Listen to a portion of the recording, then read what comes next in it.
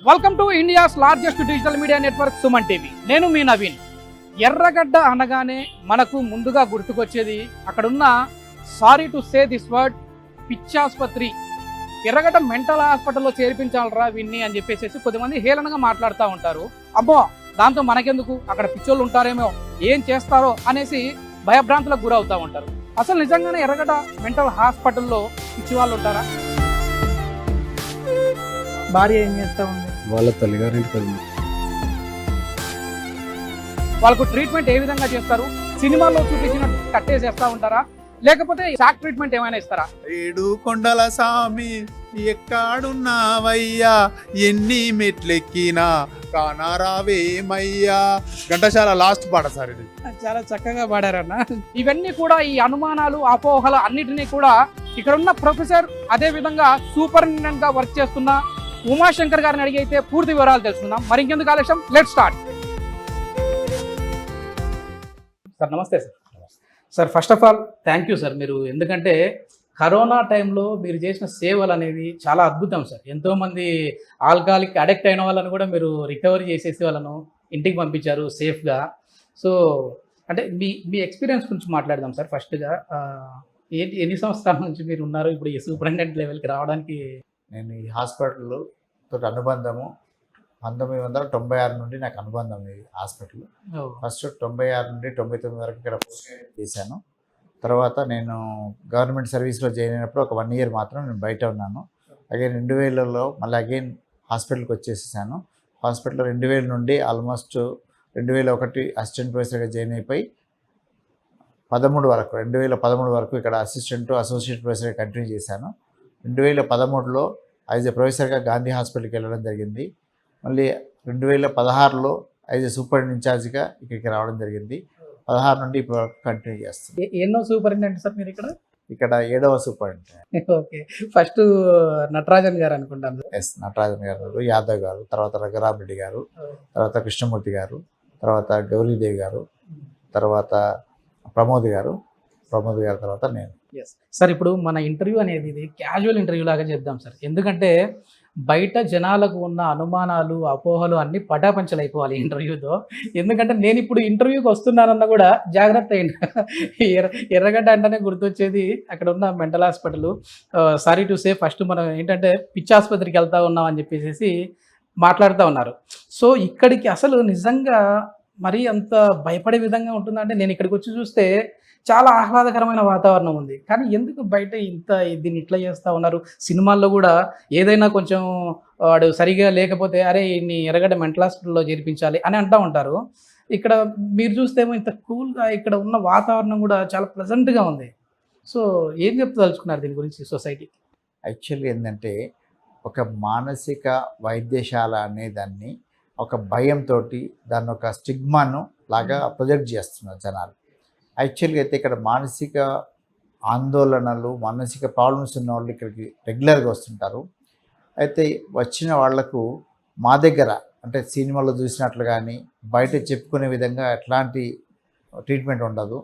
పేషెంట్ను అందరు డాక్టర్లు కానీ, సిస్టర్లు కానీ, మా స్టాఫ్ కానీ అందరినీ కూడా ఒక ఆప్యాయతోటి పలకరించడం జరుగుతుంది. దాంతోపాటు ట్రీట్మెంట్ కూడా ఎట్లాంటి ఈ కార్పొరల్ ట్రీట్మెంట్ లాంటి కాకుండా అందరినీ కూడా మంచి కౌన్సిలింగ్ చేయడం కానీ, వాళ్ళకి కావాల్సిన మందులు ఇవ్వడం కానీ, వాళ్ళకి కావాల్సిన అడ్మిషన్స్ కానీ, వాళ్ళకు ఉన్నటువంటి సర్టిఫికేషన్ కానీ, వాళ్ళకి అన్ని రకాల ట్రీట్మెంట్లు కూడా ఇవ్వడం జరుగుతుంది. ఇక్కడ ఏంటంటే చదువుకున్న వాళ్ళకు ఒక తేడా ఏంటంటే ప్రతి ఒక్కరు కూడా ఏదన్నా ఉందంటే వీళ్ళు మెంటల్ హాస్పిటల్ పంపండి అని అంటారు.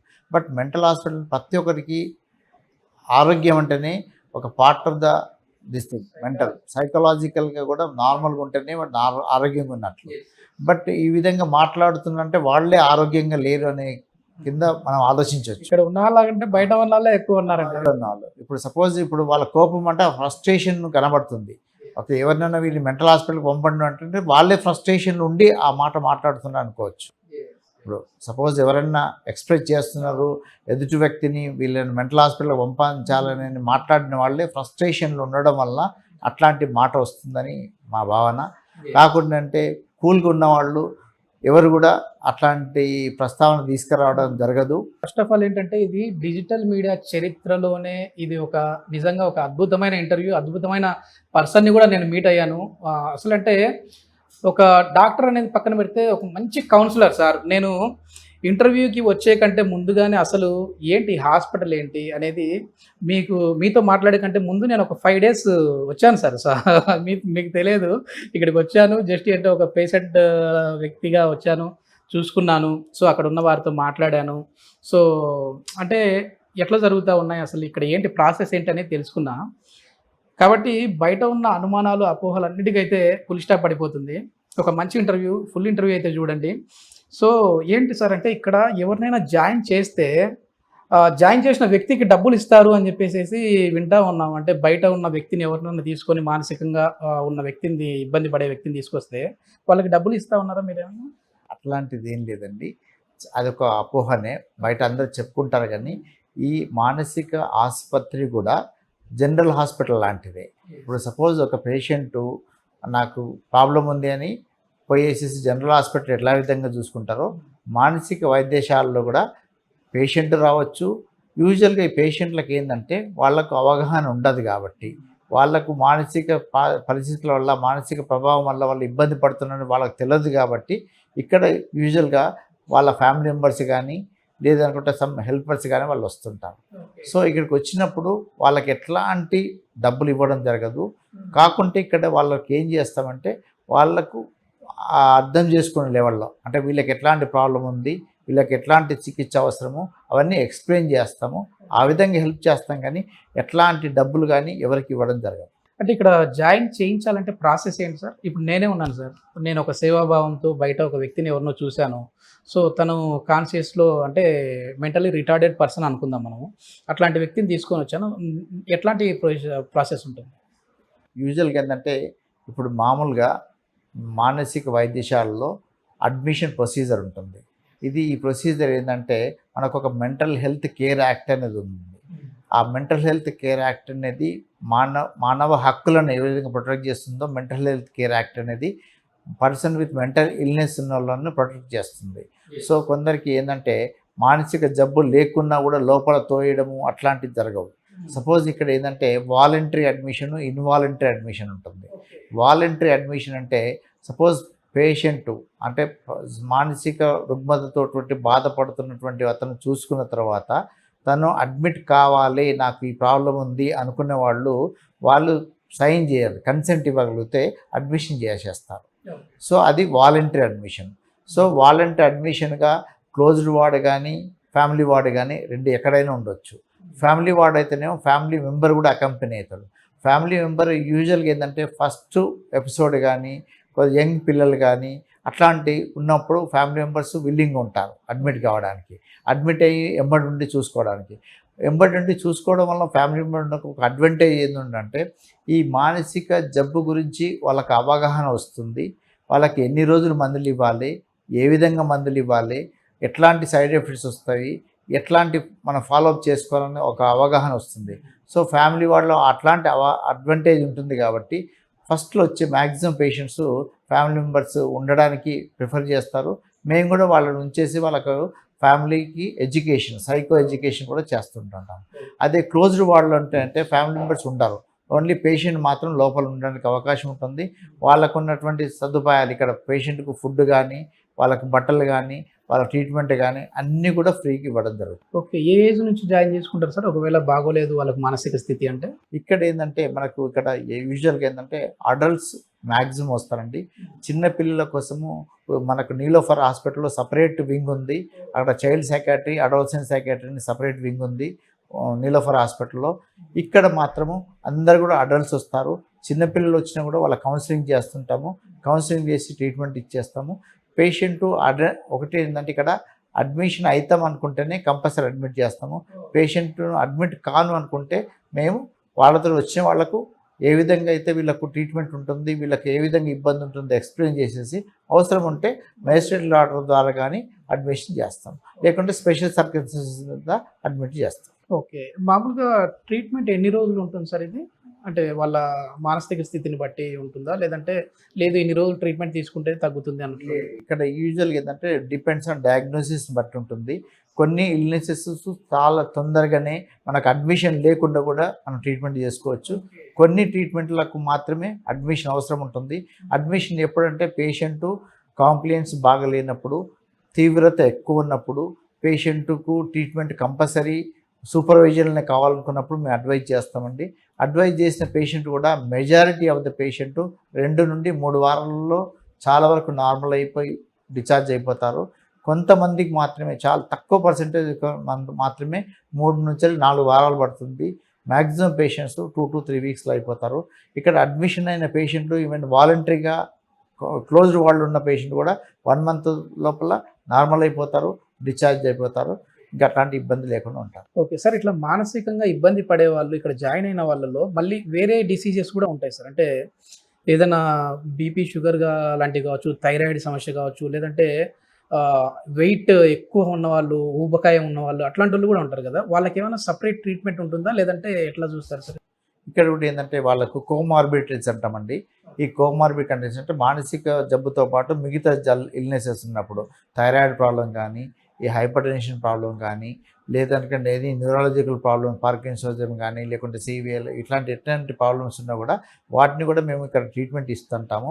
కాకుండా ఏంటంటే మేము ఉస్మానియా జనరల్ హాస్పిటల్కు తీవ్రంగా ఉన్నప్పుడు, ఆ ప్రాబ్లం ఫిజికల్ ప్రాబ్లమ్స్ ఉన్నప్పుడు ఉస్మానియా జనరల్ హాస్పిటల్కు పంపించేసేసి అక్కడ కూడా వాళ్ళ ఒపీనియన్ తీసేసుకొని, వాళ్ళ గైడెన్స్ కూడా తీసుకొని ఆ 2 రకాల ట్రీట్మెంట్ కూడా ఇక్కడ ఇస్తుంటామండి.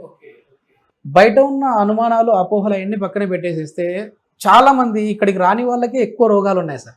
అంటే మానసికంగా నేను చాలా లావు ఉన్నాను, నేను త్వరగా తగ్గిపోవాలి, వెయిట్ లాస్ అవ్వాలి అని చెప్పేసి మెంటల్గా ఫిక్స్ అయిపోతారు. ఏదేదో మందులు వాడుతూ ఉంటారు. అట్లాంటి వాళ్ళు కొంచెం బిహేవియర్లో కూడా చేంజెస్ వస్తూ ఉంటాయని అన్నాము. ఏంటి సార్ అంటే ఇది ఇంకా ఆఫ్టర్ కోవిడ్ ఎక్కువ కనపడతా ఉన్నాయన్నారు. మీకేమన్నా గమనించారా సార్ ఇట్లాంటివి? నేచురల్గా ఏంటంటే పేషెంట్స్కు వాళ్ళంటే మానసికంగా ఇది ఒక జబ్బు అనేది వాళ్ళకి తెలియదు. ఇప్పుడు ఓవర్ వెయిట్ కావడం కానీ, లేదంటే ఆబ్సెసివ్ కంపల్సివ్ ప్రాబ్లం, ఎక్కువ వాచ్ చేయడం కానీ, ఎక్కువ అనుమానపడడం, వీటిని వాళ్ళు జబ్బు కింద వాళ్ళు గుర్తించకుండా ఉండి వాళ్ళు ప్రాబ్లమ్స్ ఫేస్ చేస్తుంటారు. దానికి రకరకాల హెల్ప్ను తీసుకోవడానికి ప్రయత్నం చేస్తుంటారు. అదే మానసిక వైద్యులను కన్సల్టేషన్ చేసినట్లయితే అది ఓపీ బేసిస్ మీదనే మనం వాళ్ళకు మ్యాక్సిమం హెల్ప్ చేయొచ్చు, సపోర్ట్ చేయొచ్చు. కాకుండా అంటే ఉన్నటువంటి స్టిగ్మా వల్ల, ఒక మానసిక వైద్యుని కలవడం వలన వాళ్ళకి ఏదో పెద్ద జబ్బు ఉంది అనే భావనతోటి వాళ్ళు దూరంగా ఉంటారు. కానీ వాళ్ళు కన్సల్టేషన్ చేస్తే నార్మల్ అయిపోతారు, నార్మల్ స్ట్రీమ్ తోటి ఉండడానికి అవకాశం ఉంటుంది. భోజనాలు ఏ విధంగా ఉన్నాయి అంటే ఫుడ్ ఏ విధంగా వాళ్ళకు సప్లై చేస్తూ ఉన్నారు, అదేవిధంగా ప్రభుత్వం ఎంతవరకు తోడ్పాటు విధంగా ఉంది? ఎందుకంటే ఫుడ్ విషయమే కాదు సార్, వాళ్ళ పర్సనల్ పనులు కూడా వాళ్ళు చేసుకోలేని పరిస్థితుల్లో ఉంటారు. అట్లాంటి వారికి ఏ విధంగా సపోర్ట్ చేస్తూ ఉన్నారు? ఇక్కడ ఏంటంటే మనకు ఒకసారి పేషెంట్ అడ్మిట్ అయిన తర్వాత పేషెంట్తో ఫ్యామిలీ మెంబర్స్ ఉన్నా కూడా, లేకుంటే వితౌట్ ఫ్యామిలీ మెంబర్స్ ఉన్నా కూడా వాళ్ళందరికీ కూడా ఫుడ్ సౌకర్యం మనకు చేస్తుంది గవర్నమెంట్. మనకు యూజువల్గా మొత్తం కూడా గవర్నమెంట్ ఒక కాంట్రాక్టర్ ద్వారా మనం చెల్లించడం జరుగుతుంది.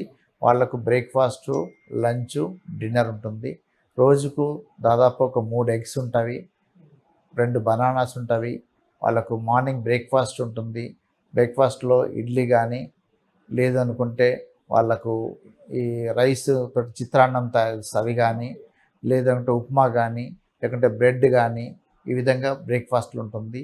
లంచ్లో రైస్ ఉంటుంది, ఒక సాంబార్ ఉంటుంది, ఒక కర్రీ ఉంటుంది, మజ్జిగ ఉంటుంది, ఎగ్, బనానా ఉంటుంది. డిన్నర్లో కూడా ఇదే విధంగా ఉంటుంది. మీరు పర్మిషన్ ఇస్తే, అంటే నేను ఇప్పుడే చూడడము చాలా బాగుంది. అక్కడ అరటిపండు ఉంది, ఎగ్గు ఉంది, 4 రకాల కర్రీలు ఉన్నాయి. సో రైసు బాగుంది. మీరు పర్మిషన్ ఇస్తే మన షూట్ అయిన తర్వాత నేను ఒకసారి టేస్ట్ చూసి ఎట్లా ఉందో కూడా మన ఆడియన్స్కి చెప్తాను. అంటే చాలా నిజంగా ఏంటంటే నాణ్యమైన ఆహారం అందిస్తూ ఉన్నారు. ఏంటో అక్కడ గవర్నమెంట్ హాస్పిటల్లోనో, లేకుంటే గవర్నమెంట్ స్కూల్స్లోనో, నేను చాలా గవర్నమెంట్ స్కూల్స్ని కూడా సందర్శించాను సార్. అంటే బీసీ హాస్టల్స్ కావచ్చు, లేదంటే ఎస్సీ ఎస్టీ హాస్టల్స్ కావచ్చు, ఇక్కడ వెళ్ళాను. అక్కడ కూడా బయట ఉన్న అభద్రతా భావం నేను చెప్తా ఉన్నాను. లేదు అక్కడ బాగుండదు ఫుడ్ అన్నట్లు ఉంటారు. కానీ నేను ఈ చాలా వీడియోస్ చేశాను. అక్కడ ఫుడ్ బాగుంది. అదేవిధంగా స్టోర్ బియ్యం ఏ విధంగా ఉంటుందని చెప్పేసేసి కూడా అది నేను వండి అక్కడే చూశాననమాట. చాలా మంచి రిజల్ట్ అయితే వచ్చింది. ఇప్పుడు కూడా మీరు పర్మిషన్ ఇస్తే ఫుడ్ ఎట్లా ఉందో కూడా చూసి నేను చెప్తాను సార్ మన ఇంటర్వ్యూ అయిన తర్వాత. లేదండి, మీరు టేస్ట్ చేయొచ్చు. దానికి ఒక ఎగ్జాంపుల్కి ఏంటంటే, మనకు మానవ హక్కుల చైర్మన్ జస్టిస్ చంద్రయ్య గారు మన హాస్పిటల్ని విజిట్ చేయడం జరిగింది. విజిట్ చేసినప్పుడు అంతా హాస్పిటల్ తిరిగిన తర్వాత లాస్ట్కు ఫారెన్సిక్ వార్డ్ ఇవ్వడం జరిగింది. ఫారెన్సిక్ వార్డులో వాళ్ళు లంచ్ చేస్తున్నారు. సార్ చూసిన తర్వాత వీళ్ళు లంచ్ చేస్తున్నారు ఎట్లా ఉందని వాళ్ళతోటి మాట్లాడిన తర్వాత డైరెక్ట్గా సడన్గా డాక్టర్ గారు మీరు కూర్చోండి అని నన్ను కూర్చుని సార్ కూడా కూర్చున్నాడు. 2 ప్లేట్లు తీసుకొచ్చేసి వాళ్ళు తినే ఫుడ్ని మాకు కూడా సర్వ్ చేయించేసేసి తను టేస్ట్ చేసేసి ఆయన ఒకటే ఎక్స్పెక్ట్ చేస్తారు, ఇదే ఫుడ్ రోజు తింటారంట. సార్ మాకు ఎక్స్పెక్ట్ మేము చేయలేక సార్, మీరు టేస్ట్ చేస్తారని కూడా మేము ఎక్స్పెక్ట్ చేయలేక సార్ అంటే తను చూసిన తర్వాత చాలా అప్రిషియేట్ చేయడం జరిగింది. ఓకే, ఇట్లాంటి ఫుడ్ ఇస్తున్నాను ఒక మానవ హక్కుల చైర్మన్ రిటైర్డ్ జస్టిస్ చంద్రయ్య గారు చెప్పిన తర్వాత వీ ఫెల్ట్ వెరీ హ్యాపీ. అదే ఫుడ్ రెగ్యులర్గా మేము పేషెంట్లకు ఇస్తున్నామండి. మళ్ళీ దానికి అంటే చెప్పాల్సిన అవసరం లేదు, మీరు కూడా దాన్ని టేస్ట్ చేయొచ్చు. You can see the premises also. కొన్ని కేసులు ఉంటాయి. అంటే నేను ఆ స్థితిలో నా మానసిక పరిస్థితి బాగోలేదు ఆ సమయంలో, కాబట్టి నేను అనుకోకుండా నేరం చేశాను అని చెప్పేసి మరుసటి రోజు కోర్టులో కావచ్చు, స్టేషన్లో పోలీసుల ముందు కావచ్చు పశ్చాత్తాప పడతా ఉంటారు. అసలు అట్లాంటి వారు నిజంగానే వాళ్ళ మైండ్ సరిగా లేక ఆ నేరం చేశారా లేదు అనేది మీరు ఎట్లా తెలుసుకుంటారు? అంటే మీ దగ్గర కూడా పంపిస్తూ ఉంటారు కాబట్టి మనకి. ఇప్పుడు యూజువల్గా ఈ నేరస్తులను అంటే జైల్లో పెడతారు. జైల్లో పెట్టినప్పుడు వాళ్ళు జైల్లో వాళ్ళ ప్రవర్తన బట్టేసేసి వీళ్ళు మానసికంగా ఏదో ప్రాబ్లం ఉన్నట్లు వాళ్ళు ఐడెంటిఫై చేస్తే మా దగ్గరికి పంపిస్తారు. మేము ఎవాల్యుయేట్ చేస్తాం. ఎవాల్యుయేట్ చేసేసుకొని దాదాపు ఒక 1 month మా దగ్గర ఉంచేసేసి వాళ్ళకి ఏ మానసిక స్థితి ఉన్నా కూడా గుర్తుపట్టేసేసి ఆ మానసిక స్థితి వల్ల వాళ్ళు చేశారా లేదు అనుకుంటే ఎట్లా ఉన్నారని కూడా మేము నిర్ధారణ చేసేసి సేమ్ థింగ్ మేము రిపోర్ట్ చేస్తుంటాం. ఆ జైలు సూపరింటెండెంట్ గారు కానీ ఆ మేజిస్ట్రేట్ గారు కానీ రిపోర్ట్ చేస్తుంటాము. వాళ్ళ మానసిక స్థితి ఆ కండిషన్ ఆ స్థితిలో ఎలా ఉంది, ఓకే ఫిట్గా ఉన్నాడా అన్ఫిట్గా ఉన్నాడా, ఇన్ఫ్లుయెన్స్ మానసిక స్థితి వల్ల చేయడం జరిగిందని మేము చేస్తుంటామండి. దాన్ని బట్టి వాళ్ళు దాని పనిష్మెంట్ అనేది డిసిషన్ తీసుకుంటారు. ఓకే, అంటే వాళ్ళు నిజం చెప్తున్నారా అబద్ధం చెప్తున్నారా అనేది మనకి ఎట్లా తెలుస్తుంది సార్? ఇప్పుడు సినిమాలలో చెప్పినట్లుగా ఆ ఒక రోజులో చూసేది కాదండి, దాదాపు 1 month హిప్నటైజ్ చేస్తారా? లేదు, పేషెంట్ను 1 month 1.5 month మా దగ్గర ఉంటాడు. ఉన్నప్పుడు క్లినికల్గా ఒక డాక్టర్ చూడడు, ఒక 4 రకాల డాక్టర్లు ఉంటారు. అంటే అసిస్టెంటు, పీజీ, అసోసియేటు, ప్రొఫెసర్ అంటే 4 రకాల డాక్టర్లు చూస్తారు. తర్వాత సైకాలజీ చూస్తారు. వాళ్ళను డిశ్చార్జ్ చేసేటప్పుడు డిశ్చార్జ్ కమిటీ ఉంటుంది. ఆ కమిటీలో సూపరింటెండెంట్ ఆఫ్ ద హాస్పిటల్ ఉంటారు, మిగతా ప్రొఫెసర్స్ ఉంటారు, మిగతా డిజబిలిటీ వెల్ఫేర్ ఉంటారు, ఐఎంఏ నుంచి సెక్రటరీ గారు ఉంటారు, నెక్స్ట్ మన ఎస్పీఎం డిపార్ట్మెంట్ నుంచి ఉస్మానియా గాంధీ, అంటే ఇంతమంది కమిటీలు ఉంటారు. కమిటీలో పేషెంట్ని ఎవాల్యుయేట్ చేస్తారు. ఓకే రికవర్ అయిందా కాలేదా, రికవర్ అయితే ఎట్లాంటి ప్రాబ్లమ్స్ ఉన్నది అన్నీ చేసిన తర్వాతనే మేము సర్టిఫికేట్ ఇష్యూ చేయడం జరుగుతుంది. ఓకే, మొత్తం ఎన్ని పడకలతో ఇప్పుడు హాస్పిటల్ ఉంది సార్ మనకి ఇక్కడ? ఇప్పుడు ఈ మానసిక వైద్యశాల 600 పడకలతో ఉన్నది. 600 పడకలు ఇప్పుడు ప్రజెంట్గా 600 పడకలు నిండడం లేదు. ఎందుకంటే ట్రీట్మెంట్ అనేది చాలా బెటర్గా ఉంది కాబట్టి ఇప్పుడు పేషెంట్ వచ్చినా కూడా దాదాపు 2 నుంచి 3 వారాలలో డిశ్చార్జ్ అవుతుంది కాబట్టి మనకు అన్నీ నిండడం లేదు. మేము 96 అని చెప్పాను కదా, 96, 99 ఆ టైంలో చాలామంది దాదాపు ఎప్పుడు నిండా ఉండేది. సో అప్పుడు ఇంత ట్రీట్మెంట్ డెవలప్ లేదు కాబట్టి ఇప్పుడు ట్రీట్మెంట్ వల్ల చాలా వరకు పేషెంట్స్ టర్నోవర్ పెరిగింది, బట్ స్టే కూడా తగ్గింది. ఇప్పుడు కోర్టు కేసులు వస్తూ ఉంటాయి కదా సార్, అంటే 2006 నుంచి మనకి చూస్తే కోర్టు ఇక్కడ అనుబంధంగా మనకు ఒక 150 పడకల బ్లాక్ కూడా ఏర్పాటు చేశారు. ఇప్పుడు అదేమైనా సంఖ్య పెరిగిందా సార్, అంతే ఉందా? లేదు, ఇప్పుడు మనకు క్రిమినల్ ఫోరెన్సిక్ వార్డ్ అనే సపరేట్గా బిల్డింగ్ ఉంది. ఆ దానికి గార్డ్స్గా పోలీసు వాళ్ళు వ్యవహరిస్తుంటారు. ట్రీట్మెంట్ మాత్రం మనం చేస్తాం. వాళ్ళకి భోజనం కానీ వాళ్ళ డ్రెస్సులు కానీ అన్నీ కూడా మనం చూసుకుంటాము. సో అక్కడ నంబర్ ఆఫ్ పేషెంట్స్ రెగ్యులర్గా మనకు జైలు నుంచి వెళ్ళి వస్తుంటారు. ఎక్కడ కూడా అఫెన్సెస్ అట్లాంటి ఉన్న వాళ్ళు వచ్చినప్పుడు ఏంటంటే పేషెంట్స్ మనకు దాదాపు ఇంతకుముందు అన్డివైడెడ్ ఏపీ ఉన్నప్పుడు కొంత నంబర్ ఆఫ్ పేషెంట్స్ ఎక్కువ ఉండేది. ఇప్పుడు మనకు దాదాపు ఎప్పుడు కూడా 50 పేషెంట్స్ దాటిపోవడం లేదు. మ్యాక్సిమం 40 to 50 పేషెంట్స్ ఉంటారు. అందరికీ కూడా మనం ట్రీట్మెంట్ ఇచ్చిన తర్వాత దాదాపు 1.5 మంత్ లోపల రికవర్ అయిపోయిన తర్వాత again will send back to. Okay. ఎలాంటి క్రిమినల్ కేసులు, అదేవిధంగా ఎలాంటి ఫ్యామిలీ కేసులు వస్తా ఉంటాయి? అంటే ఫ్యామిలీ కోర్ట్‌కి సంబంధించి కూడా ఇక్కడికి పంపిస్తా ఉంటారు. సో, ఎట్లాంటివి వస్తా ఉన్నాయి సార్? ఫ్యామిలీ కోర్టుకి వచ్చేటంటే అది డైవర్స్ కేసెస్ కానీ లేకుంటే సమ్ ప్రాబ్లమ్ ఇష్యూస్ ఉన్నట్టు ఫ్యామిలీ కోర్టు ద్వారా వస్తాయండి. వాళ్ళను ఫ్యామిలీ వార్డులో మాత్రం అడ్మిట్ చేస్తాము యూజువల్గా వాటికి, ఎందుకంటే క్రిమినల్ కాబట్టి. ఆ క్రిమినల్ అంటే ఫారెన్ అంటే మనకి జైలు నుంచి వచ్చేటి మాత్రం క్రిమినల్ వార్డులో అంటే ఫారెన్సిక్ వార్డులో మాత్రం పెడతాము. అక్కడ మాత్రం ఏది యూజువల్గా ఈ చోరీ కేసులు కానీ లేదనుకుంటే థెఫ్ట్ కేసెస్ అట్లాంటివి కానీ లేకుంటే యూజువల్గా వాళ్ళు ఎవరైనా మర్డర్ చేయడం కానీ లేదనుకుంటే యాంటీ సోషల్గా అట్లాంటి బిహేవియర్ కానీ అట్లాంటివి వస్తుంటాయండి. వాటిని అక్కడ ఉంటాము. కాకుంటే పశ్చాత్తాపం ఒకసారి ట్రీట్మెంట్ ఇచ్చిన తర్వాత పేషెంట్తో డిస్కస్ చేసినప్పుడు పశ్చాత్తాపంలో ఉంటారు. బట్ ఆ పశ్చాత్తాపంతో ఒకసారి డిప్రెషన్లోకి వెళ్ళిపోయి సూసైడ్ అటెంప్ట్ చేయడానికి ప్రయత్నం చేస్తుంటారు. కాకుంటే వాళ్ళ కౌన్సిలింగ్ ద్వారా ఈ ట్రీట్మెంట్ ద్వారా మళ్ళీ నార్మల్కి వచ్చేసేసి వాళ్ళు మళ్ళీ బ్యాక్ వెళ్ళడం జరుగుతుంది. సార్, మీరు 25 సంవత్సరాల అనుభవం సార్ మీది. సో, చాలామందిని మీరు చూసుంటారు. ఇప్పుడు చిన్న పిల్లల పైన అత్యాచారాలు చేసేవాళ్ళు ఉంటారు సార్. సో, ఆ టైంలో అసలు వాళ్ళ మైండ్ సెట్ ఎట్లా ఉంటది? తర్వాత ఏమో లేదు మేము తప్పు చేసామని అనుకుంటా ఉంటారు. కొద్దిమంది లేదు మాకు తప్పే కాదు అన్నట్లు వాళ్ళ బిహేవియర్ ఉంటది. అసలు ఆ టైంలో వాళ్ళ మైండ్ సెట్ ఎట్లా ఉంటది ఇట్లాంటి విషయంలో? యూజువల్గా ఈ చిన్న పిల్లల అత్యాచారాలు కానీ యూజువల్గా ఈ క్రిమినల్ మెంటాలిటీ ఉన్న వాళ్ళలో కొన్ని పర్సనాలిటీ డిజార్డర్స్ ఉంటాయండి.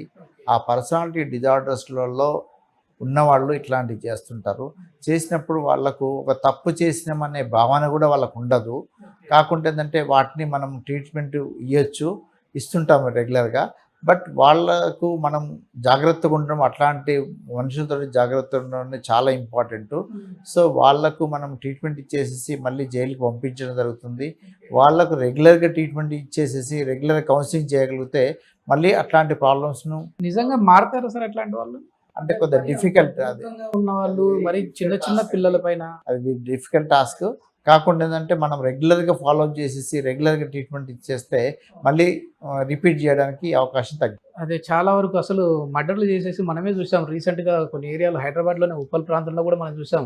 కత్తులతో పట్టుకొని తిరుగుతా, రోడ్ల మీద తిరుగుతూ ఉన్నారు. అట్లాంటి వాళ్ళు పర్సనాలిటీ డిజార్డర్ వాళ్ళు, బార్డర్ లైన్ కానీ యాంటీ సోషల్ పర్సనాలిటీ వాళ్ళు ఎక్కువ ఉంటారండి.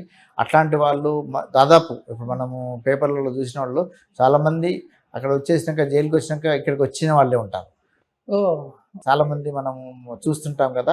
అక్కడ ఓకే మనకు ఒక నెలకు 2 నెలల క్రితము పేపర్లు వచ్చేసి న్యూసెన్స్ అయిన అన్నవాళ్ళు దాదాపు ఇక్కడికి వచ్చేస్తారు.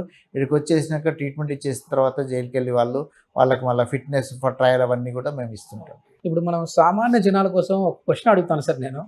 ఏంటంటే కొద్దిమంది అందరితో బాగుంటారు, ఆఫీస్లో చక్కగా ఉంటారు, తర్వాత కొలీగ్స్తో బాగుంటారు, బైక్ మీద వస్తూ ఉంటారు, అన్నీ బాగుంటాయి. ఏంటి వాట్ ఈజ్ వాట్ అనేది తెలుస్తుంది, మైండ్ సెట్ అంతా బాగుంటుంది. ఇంటికి వచ్చిన తర్వాత పెళ్ళాం పైన చిరాకు పడిపోతూ ఉంటారు, గొడవలు పడుతూ ఉంటాడు, పిల్లల పైన గొడవలు పడతాడు, అనుమానాలు వస్తూ ఉంటాయి. అంటే అదేంటి స్ప్లిట్ పర్సనాలిటీనా, లేకపోతే వాళ్ళ బిహేవియర్ ఎట్లా, ఏంటి, ఎందుకు ఆ కారణం? అంటే కొన్ని డెల్యూజన్ డిజార్డర్స్ ఉంటాయండి. డెల్యూజన్ డిజార్డర్స్ అంటే ఇప్పుడు మానసికంగా ఒక రకంగా అనుమానం అనేది డెవలప్ అయిపోతుంది. ఇప్పుడు మీరు అనేది వర్క్ ప్లేస్లో కానీ వాటిలలో ఉండకపోవచ్చు. వైఫ్ ఎవరితోటి మాట్లాడినా అనుమానపడుతుంటాడు. సో ఎవరితోటి అంటే తనకు ఆ అనుమానం అనేది క్లారిటీ ఇచ్చినా కూడా అది పోదు అంత ఈజీగా. సో దానికి ట్రీట్మెంట్ అనేది ఉంటుంది. ఆ ట్రీట్మెంట్ తీసుకోగలిగితే ఆ అనుమానం అనేది వైఫ్ మీద తగ్గుతుంది, ఆ చికాకు తగ్గుతుంది. ఇప్పుడు వైఫ్ మీద అనుమానం తగ్గితే ఆటోమేటిక్గా పిల్లల్ని కూడా బెటర్గా ఉండవచ్చు. ఈ పిల్లలు కూడా నా పిల్లలా కాదనే భావన ఉండొచ్చు. అట్లాంటి వల్ల ఈ బిహేవియర్ ఎక్కువ ఉంటుంది. కాబట్టి ఆ డెల్యూజన్ అంటే డెల్యూజన్స్ ఆఫ్ ఇన్ఫిడిలిటీ అంటాం. సో అట్లాంటివి ఉన్నప్పుడు ఈ ఇబ్బంది ఎక్కువ ఉంటుంది.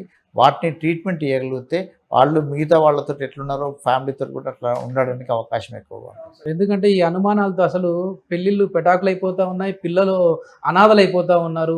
వాళ్ళు చక్కగా డైవర్స్ తీసుకొని వెళ్ళిపోతూ ఉన్నారు. కొన్ని రోజులు తల్లి దగ్గర ఉంటారు, కొన్ని రోజులు తండ్రి దగ్గర ఉంటారు, మళ్ళీ ఇద్దరు సరిగా చూసుకోరు, వేరే పెళ్ళిళ్ళు చేసుకుంటూ ఉన్నారు. సో ఇట్లాంటి వారిని అయితే ట్రీట్ చేస్తూ ఉన్నారా, కనపడుతున్నారా? అట్లాంటి వాళ్ళు చాలా వరకు మనకి క్రిమినల్ వార్డులో ఉండే పేషెంట్లలో మెజారిటీ అట్లాంటి పేషెంట్స్ కూడా ఉంటారు. ఎందుకోసం అంటే క్షణికావేశంలో వైఫ్ని చంపేయడము అట్లాంటివి కూడా జరుగుతాయి బికాజ్ ఈ డెల్యూజన్స్ వల్ల. సో వాళ్ళను ప్రాపర్గా ట్రీట్మెంట్ చేసేసి ముందే మనం ఐడెంటిఫై చేయగలిగితే ట్రీట్మెంట్ ఇచ్చేస్తే ఈ ప్రాబ్లం. అదే సార్, ఎందుకంటే పక్కన వాళ్ళతో కూడా అరే ఇది చాలా మంచివాడు కదరా, ఏంది ఇట్లా చేశారా అని చెప్పేసి కూడా అనుకుంటా ఉంటారు. అంటే అక్కడ వాళ్ళ దగ్గర బాగుంటారు. ఈ డెల్యూజన్ అంటే ఈ అనుమానం అనేది జబ్బు ఉంటుంది కాబట్టి ఆ అనుమానం వల్ల ఆ పర్టికులర్ పర్సన్ తోటి బిహేవియర్ బాగుండదు, మిగతా వాళ్ళతో అందరు బాగానే ఉంటుంది. సో దాన్ని మనం ట్రీట్మెంట్ ఇచ్చేయగలిగితే ఆ అనుమానం అనేది తగ్గుతుంటే మళ్ళీ నార్మల్ బిహేవియర్ కావాలి. మీరు రియల్ లైఫ్ లో చూసారు సార్ ఇట్లాంటి వ్యక్తులను ఎవరినైనా, అంటే పేరు బయట పెట్టకుండా వాళ్ళకి జరిగిన ఇన్సిడెంట్ ఏంటి? చాలా మందిని చూసాము, చాలా మందికి ట్రీట్మెంట్ ఇచ్చేసినాము. ఇచ్చిన తర్వాత నార్మల్గా లైఫ్ని చేసేస్తారు కూడా చాలా మంది ఉన్నారు.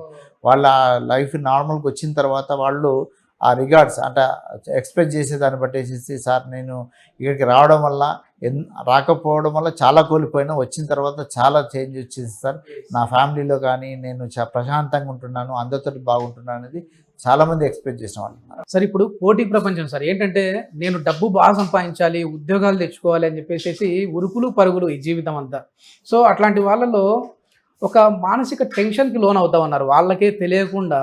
ఒక కాలంలో మనం చూస్తే శారీరక శ్రమ ఎక్కువ ఉండేది, మానసిక శ్రమ తక్కువ ఉండేది. ఇప్పుడు చూస్తే కూర్చొని పని చేస్తూ ఉన్నాము, లక్షల జీతాలు వస్తూ ఉన్నాయి, కానీ వర్క్ టెన్షన్తో డిప్రెషన్లోకి వెళ్ళిపోతూ ఉన్నారు. అయ్యో నేను ఆ టార్గెట్ని ఫినిష్ చేస్తానా లేదా, లేదు అని అంటే ఇంత డబ్బు నేను అనుకున్నాను సంపాదిస్తానా లేదా అని చెప్పేసి డిప్రెషన్లోకి వెళ్ళిపోతూ ఉన్నారు. అట్లాంటి వాళ్ళు వస్తూ ఉన్నారు సార్. అంటే అన్ని జాబుల్లో ఉన్నారు వీళ్ళు, సాఫ్ట్వేర్ ఉద్యోగులు కావచ్చు, లేదంటే మెడికల్ స్టూడెంట్స్లో కూడా చాలా వరకు చూస్తూ ఉంటాం. తర్వాత విద్యార్థుల్లో కూడా నేను పాస్ అవుతానా లేదా, ఫెయిల్ అయిన తర్వాత కూడా అయితే మనం రీసెంట్గా చూస్తే ఇంటర్ విద్యార్థి ఫెయిల్ అవుతాడా అనుకొని భయపడి చనిపోయాడు, కానీ వాడు పాస్ అయ్యాడు. ఇట్లాంటివి అంటే ఈ డిప్రెషన్కి ఉన్న వాళ్ళ ట్రీట్మెంట్ ఎట్లా ఉంటుంది? అట్లాంటి వాళ్ళు వస్తుంటారా? మాకు రెగ్యులర్గా వీళ్ళు ఎక్కడంటే స్టూడెంట్స్లో కానీ ఈ ఎంప్లాయీస్లో కానీ ఒక హై ఆస్పిరేషన్స్ ఉంటాయి. సపోజ్ ఇప్పుడు మన కెపాసిటీ ఎంత ఉంది, మనం ఎంత చేయగలుగుతాం అన్నది వాళ్ళు డిసైడ్ చేసుకుంటే బాగుంటుంది. కాకుండా వీళ్ళకు హైయెస్ట్ గోల్స్ కానీ లేకుంటే ఆస్పిరేషన్స్ చాలా ఎక్కువ ఉండడం వల్ల నేను రీచ్ కాలేనేమో అనే ఒక భావన డెవలప్ అవుతుంది. భావన డెవలప్ అయినప్పుడు ఆటోమేటిక్గా వాళ్ళకి ఆ స్ట్రెస్ పెరుగుతుంది కాబట్టి వాళ్ళ పర్ఫార్మెన్స్ తగ్గిపోతూ ఉంటుంది. పర్ఫార్మెన్స్ తగ్గిపోయినప్పుడు వాళ్ళు రీచ్ కాలేదు కాబట్టి ఇంకా రీచ్ కాలేదు అనుకొని అట్లా చనిపోవడం అవకాశం ఉంటుంది. సో వాళ్ళు మామూలు గోల్స్ పెట్టుకొని మామూలుగా వర్క్ చేసుకుంటే ఇంకెక్కువ బెటర్గా ఉండగలుగుతారు. సో ఇక్కడ ఏంటంటే పిల్లలలో కూడా పేరెంట్స్ కూడా చేంజ్ కావాలి. ఇప్పుడు పిల్లల మీద ప్రెషర్ పెడతారు, ఓకే నువ్వు ఇదే చేయాలి, ఇదే చేయాలి, ఇట్లనే ఉంటేనే లైఫ్ బాగుంటుంది అట్లని. ఆ విధంగా ప్రెషర్ వల్ల పిల్లలు చాలా స్ట్రెస్కి గురైపోయి ఇంకా మా పేరెంట్ వాళ్ళటువంటి వాళ్ళ నేను నెరవేర్చలేకపోతున్నాను కాబట్టి ఇంకా నేను బ్రతకడం వేస్ట్, ఇక్కడ మా పేరెంట్స్ నా మీద ఇంత నమ్మకం పెట్టుకున్నారు, హోప్స్ పెట్టుకున్నారు, సో ఇంత ఖర్చు పెట్టారు, సో నేను ఫుల్ఫిల్ చేయలేకపోతున్నాను, సో నేను బెటర్ డై అని అట్లాంటి భావనతో వల్ల వాళ్ళు సూసైడ్స్ ఎక్కువ అటెంప్ట్ చేస్తున్నారు. అందుకోసమే ఎస్పెషల్లీ ఎప్పుడైనా రిజల్ట్స్ ఇంటర్మీడియట్ కానీ మెడికల్ కానీ ఏదైనా రిజల్ట్స్ వచ్చినప్పుడే ఈ సూసైడ్స్ పెరిగిపోతూ ఉంటాయి. సో వాళ్ళు they not able to meet their demands కాబట్టి. సో వాళ్ళ పేరెంట్స్కి కొంతవరకు పిల్లలను వాళ్ళ కెపాసిటీ ఎంత ఉందని అండర్స్టాండ్ చేసుకొని వాళ్ళతోటి ఫ్రెండ్లీగా ఉండి వాళ్ళతోటి వాళ్ళు అట్లాంటి వారికి కౌన్సిలింగ్ అంటే పేరెంట్స్ కూడా ఇస్తారా సార్ మీరు పిల్లల్ని తీసుకుని వచ్చి? రెగ్యులర్గా అందుకోసమే మా దగ్గర పేరెంట్స్ కూడా కౌన్సిలింగ్ చేస్తాము, పిల్లలకు అసెస్ చేస్తాము. పిల్లడు ఎంతవరకు వాళ్ళకి ఇంటెలిజెన్స్ ఉంది, ఏం చేయగలుగుతాడు, ఏం చేయలేదు, వాళ్ళకి ఎట్లాంటి టాస్క్ ఇవ్వాలనేది పేరెంట్స్. మీ పిల్లలు కాదమ్మా మీరు మారాలి అని చెప్తారేమో. ఇప్పుడు ఎందుకోసం అంటే నా కోరికలు ఏదైనా ఉండొచ్చు, చాలా పెద్ద కోరికలు. నేను నా లైఫ్లో నేను కానీ కొన్ని నా పిల్లలతో చేసుకోవాలనుకుంటాను. అట్లాంటివి వాళ్ళకు కూడా కష్టమే కదా. దాన్ని నేను అర్థం చేసుకోగలిగితే నా పిల్లల మీద ప్రెజర్ పెట్టలేకపోతాను. పెట్టినప్పుడు దే విల్ బి కంఫర్టబుల్ ఉంటారు. సో ఫస్ట్ మనము ఏదైనా గోల్ పెట్టుకున్నప్పుడు ఎంతవరకు ఇది మనం అచీవ్ కాగలుగుతాము, అచీవ్ కాని గోల్స్ పెట్టేసుకొని స్ట్రెస్ పడే బదులు అచీవ్ అయిన గోల్స్ పెట్టుకున్నట్లయితే డెఫినెట్గా రీచ్ అవుతాము. రీచ్ అయినప్పుడు మనకు ఒక హ్యాపీనెస్ వస్తుంది. సో ఇంకా కూడా పాజిటివ్ థింకింగ్ వచ్చేస్తుంది. ఓకే, సాఫ్ట్వేర్ ఉద్యోగులు కూడా వస్తూ ఉంటారా సార్ ఇక్కడికి? నేను ఇప్పుడే షూట్ గురించి, అంటే మీరు చాలా బిజీగా ఉన్నారు, సో ఒక 1 అవర్ అయితే నేను ఇక్కడ వెయిట్ చేశాను. ఆ టైంలో చూస్తే చాలా అసలు పాష్గా ఉన్న వాళ్ళు ఉన్నారు. ఇక్కడ చేతిలో ఫైల్ ఉంది, ట్రీట్మెంట్ కోసం వచ్చారు అని చెప్పేసి అనుకుంటా. నేను వాళ్ళతో ఇంటరాక్ట్ అవ్వలేదు. సో అంటే సాఫ్ట్వేర్ ఎంప్లాయీ లేదంటే బ్యాంక్ ఎంప్లాయీ ఇంకోటి సో ఏదో అనుకోవచ్చు, అట్లాంటి వాళ్ళు కూడా అంటారు. అన్ని రకాల ఎంప్లాయీస్ వస్తారు. ఇప్పుడు అటు కాకుంటే సాఫ్ట్వేర్ కానీ కొంత ఎంప్లాయీస్ కానీ ఇక్కడ తక్కువ వస్తుంటారు. ఎందుకు రావడానికంటే ఒక స్టిగ్మా వల్ల తక్కువ వస్తుంటారు. అదే ప్రైవేట్ క్లినిక్లలో ఇప్పుడు మేము ప్రైవేట్ ప్రాక్టీస్ చేసినా కూడా మిగతా వాళ్ళు ప్రాక్టీస్ అక్కడ వచ్చే వాళ్ళు మ్యాక్సిమం కూడా ఎస్పెషల్లీ క్లినిక్స్ ఏది కూకట్పల్లి హౌసింగ్ బోర్డులో కానీ లేకుంటే మాదాపూర్లో కానీ ఇట్లాంటి ఇక్కడ ఫ్రీగా చేస్తామంటే రారు, కానీ అక్కడ ఖర్చు పెట్టైనా చేసుకోవచ్చు. స్టిగ్మా అని ఉంటుంది కదా, అయ్యో వీడు మెంటల్ హాస్పిటల్ పోయి చూపించుకుంటున్నాడు లేకుంటే ఆ ఉద్దేశంతో. బట్ ఇక్కడ ఉన్నటువంటి డాక్టర్స్ అందరూ వెల్ క్వాలిఫైడ్ డాక్టర్స్, కాకుంటే కమిటెడ్ డాక్టర్స్ ఉన్నారు. కాకుండా అంటే అట్లాంటి వాళ్ళు వస్తారు, వచ్చిన వాళ్ళు తర్వాత అనుకుంటారంటే అది ఇంత బెటర్ ట్రీట్మెంట్ ఉంటుందా అనుకునే వాళ్ళు చాలామంది ఉన్నారు. సో కాబట్టి వాళ్ళు పెట్టే అంటే స్తోమత ఉంది కాబట్టి వాళ్ళు కార్పొరేట్ హాస్పిటల్ కానీ అట్లాంటి సెటప్ను వాళ్ళు ప్రిఫర్ చేసుకుంటారు. అక్కడ చాలామంది కూడా ఈ స్ట్రెస్ తగ్గించడానికి కౌన్సిలింగ్ తీసుకుంటుంటారు, ట్రీట్మెంట్ తీసుకుంటుంటారు. చాలామంది స్ట్రెస్ తోటి అంటే వర్క్ ప్రెషర్ అనేది సాఫ్ట్వేర్లు చాలామందికి ఉంది. వాళ్లకు అంటే వాళ్ళకు జీతాలు ఏ విధంగా ఇస్తారో వాళ్ళకు స్ట్రెస్ కూడా అదే విధంగా ఇస్తారు. ఇచ్చినప్పుడు ఆ స్ట్రెస్ను తట్టుకోవడానికి వాళ్ళు చాలామంది దానివల్లే బీపీ షుగర్లు అన్నీ కూడా వస్తూ ఉన్నాయని అంటూ ఉంటారు. కూడా బీపీలు షుగర్లు హైయెస్ట్ ఉంటాయి. వాళ్ళే కాదు, ఇప్పుడు మనకు ఇటువంటి కార్పొరేట్ కాలేజీలో పనిచేసే లెక్చరర్స్ కూడా కార్పొరేట్ అంటే ఇట్లాంటి కాలేజీలో పనిచేసే లెక్చరర్స్ కూడా చాలా హై బీపీలు హై షుగర్లు ఉన్న వాళ్ళు చాలామంది ఉన్నారు. వాళ్ళని కూడా ట్రీట్మెంట్ ఇవ్వడం జరిగింది. లైఫ్లో నేను ఇంకా సక్సెస్ అవ్వనేమో, నా జీవితం ఇంతే, ఇంకా నేను ఫెయిల్యూర్లోనే ఉంటాను అని అనుకున్న వాళ్ళని మీరు ప్రాక్టికల్గా సక్సెస్ చేసి చూపించారా? చాలామందిని వచ్చిన వాళ్ళను అంటే నేను కొంతమందిని చెప్తాను. ఇప్పుడు సపోజ్ ఒక స్టూడెంట్లాగా వచ్చేసేసి సార్ నాకు ఇంకా లైఫ్ వేస్ట్, నేను అనుకున్నది రీచ్ కాలేను అనుకొని వచ్చిన వాళ్ళను మళ్ళీ నార్మల్గా చేసేసి వాళ్ళు కాంపిటేటివ్ ఎగ్జామ్స్లో అటెండ్ చేసేసి మళ్ళీ జాబ్స్ జాయిన్ అయిపోయి తర్వాత జాబ్ చేసేసి వచ్చిన తర్వాత నేను ఎక్స్పెక్ట్ చేయలేదు సార్, నేను మళ్ళీ సక్సెస్ అయిపోయినాను, గవర్నమెంట్ జాబ్ వచ్చింది, ఇట్లా కార్పొరేషన్ జాబ్ వచ్చింది, అట్లా వచ్చిన వాళ్ళు చాలామంది ఉన్నారు. ఈవెన్ ఇంటర్మీడియట్ స్టూడెంట్స్ కౌన్సిలింగ్ చేసిన తర్వాత వాళ్ళు ఇంజనీరింగ్ చేసుకొని డాక్టర్ చేసేసుకొని వాళ్ళు సెటిల్ అయినాక కదా వచ్చి కలిసిన వాళ్ళు కూడా ఉన్నారు. Super sir. ఇప్పుడు సూసైడ్ టెండెన్సీ ఉన్న వాళ్ళు ఉంటారు సార్ చాలా వరకు. అంటే బిజినెస్లో సక్సెస్ అవ్వలేదను, అరే వాడు నిన్న నాతో మాట్లాడారా, నిన్న మాట్లాడినప్పుడు నాతో ఒక్క మాట చెప్పింటే వాడు ఈ విధంగా ఉన్నాడని నేను అంటే డబ్బు విషయంలో కావచ్చు ఇంకో విషయంలో కావచ్చు కాపాడేవాడిని, నా ప్రాణాలు తీసుకున్నారు అని చెప్పేసి అనుకుంటూ ఉంటారు. మన పక్కనే ఉండి అట్లా మన మిత్రుడు కావచ్చు ఎవరైనా ఆ సూసైడ్ టెండెన్సీలో ఉన్నప్పుడు వాళ్ళ బిహేవియర్ ఎట్లా ఉంటుంది అనేది మనం కనుక్కోవచ్చా సార్? డెఫినెట్గా కనుక్కోవచ్చు. మనం వాళ్ళకు చాలా వరకు మనం మేలు చేయొచ్చు. ఇప్పుడు ఈ సూసైడ్ ఎక్స్ప్రెషన్ అంటే ఇప్పుడు కొందరు మాటల రూపంలో ఎక్స్ప్రెస్ చేస్తుంటారు, కొందరి అబ్జర్వేషన్ బట్టేసి మనం గుర్తించవచ్చు. సపోజ్ ఒక నార్మల్గా ఇప్పుడు ఒక ఫ్రెండ్ ఉన్నాడు అనుకోండి, ఫ్రెండ్ ఉన్నప్పుడు రెగ్యులర్గా ఉండే దాంట్లో కొద్దిగా బిహేవియర్లో మార్పు వస్తుంది. ఎట్లాంటి మార్పు అంటే వాళ్ళని గ్రీట్ చేయడంలో కానీ లేకపోతే వాళ్ళ ఇంటరాక్షన్ చేయడంలో కానీ, లేదు అనుకుంటే వాళ్ళు అంటే అనుకున్నటువంటి కాకుండా ఎక్స్ప్రెస్ చేయడంలో ఏది వాళ్ళ బిహేవియర్లో కానీ వాళ్ళ బట్టలు డ్రెస్సింగ్లో కానీ, లేదు అనుకుంటే వాళ్ళ నిద్రలో కానీ వాళ్ళు భోజనంలో కానీ ఇవన్నిట్లలో కూడా వీటిని గుర్తించవచ్చు. సో కొంతమంది ఏం చేస్తారు, ఎక్స్ప్రెస్ చేస్తుంటారు ఈ లైఫ్ వేస్ట్, ఏం చేయలేము అని అట్లా ఎక్స్ప్రెస్ చేస్తారు. కొంతమంది ఏమో వాళ్ళు తినకుండా ఉండడము, నిద్రపోకుండా ఉండడము, సెల్ఫ్ కేర్ తగ్గిపోవడము, ఇంటరాక్షన్ తగ్గిపోవడము, వాళ్ళకు కావాల్సినటువంటి వస్తువులను వేరే వాళ్ళకి ఇచ్చేయడము, వాళ్ళు చాలా ఇష్టపడే వస్తువులను కూడా వేరే వాళ్ళకు ఇచ్చేయడము, నాకు ఇంకా ఇది అవసరం లేదు అనే భావన రావడము. నెక్స్ట్ ఒక్కొక్కసారి ఏం చేస్తారంటే వాళ్ళు ఇప్పుడు ఒక ఎగ్జాంపుల్, ఒక దొంగతనం చేసేవాడు సపోజ్ ఎంత దొంగతనం చేసి ఏం దొరకకుండా ఉండాలనుకున్నట్లు ఎట్లా ఉంటుందో ఏదో ఒక మిస్ అయిపోతాడు. అదేవిధంగా ఈ సూసైడ్ చేసుకుందాం అనుకునేవాళ్ళు ఇవి కావాల్సినటువంటి ప్రొక్యూర్ చేసుకోవడం, సపోజ్ ఇప్పుడు ఫార్మర్ అనుకోండి పురుగుల మందులు ప్రొక్యూర్ చేసుకోవడం కానీ, ఒక ఫిమేల్ అనుకోండి చిన్న చిన్న ఈ కిరోసిన్ కానీ లేకుంటే ఇంకోటి కానీ వాళ్ళకు ఈజీగా అవైలబిలిటీ ఉన్నటువంటివి ఉండడం కానీ అట్లాంటివన్నీ. ఇప్పుడు కొంతమంది మేల్స్ కానీ ఇప్పుడు ఈ మన పెద్ద ఎట్లా అంటే వెపన్స్ లాంటివి తీసుకోవడం కానీ, లేకుంటే సపోజ్ ఊరి పెట్టుకుంటే తాడు ప్రొక్యూర్ చేసుకోవడం కానీ, అంటే రకరకాలుగా వాళ్ళు ఇవన్నీ ప్రిపరేషన్లో ఉంటారు. ఆ ప్రిపరేషన్స్ని బట్టేసి మనం గుర్తుంచుకోవచ్చు. కొంతమంది అప్పగింతలాగా చేస్తుంటారు. కొంతమంది ఇంక నేను లాస్ట్ డేనేమో అనుకుంటాము, పార్టీ చేసుకుందాం అనుకోవడము, ఇట్లా రకరకాలుగా ఎక్స్ప్రెషన్ చేస్తుంటారు కాబట్టి మనం ఆ విధంగా గుర్తుపట్టవచ్చు.